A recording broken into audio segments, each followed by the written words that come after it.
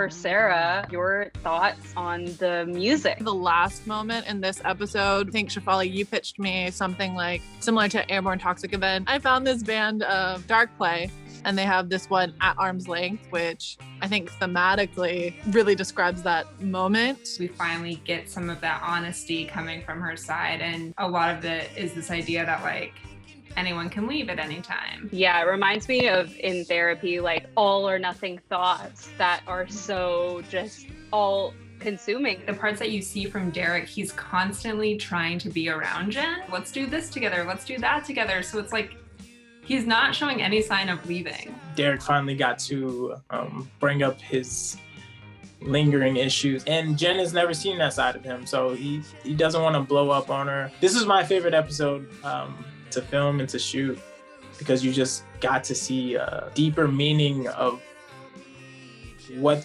those two mean to each other. I think you played that restraint like so well, and I think it makes the breaking point for your character so much more like moving. When we first met Jerome and Priya, it was, instant connection. We see that he's not really a fully developed person internally, and in the season in general, Jerome is starting to reconcile who he really is. Jerome is very much into Priya, but he has a bit more of his head on his shoulders where he's seeing or feeling this out. We do see that arc with Jerome, but we see that arc with like all of the characters, and like, what does love mean to them? Like, what does loving yourself mean? For Jerome, it means figuring out who he is and getting that grounding with his sister. I think for both couples, you see that kind of move from just straight up attraction into developing more of a connection and becoming more comfortable with one another. Towards the end of the second act, before you hit the conclusion, you get that kind of like confession moment. And just like Road Trip last season, I think this episode is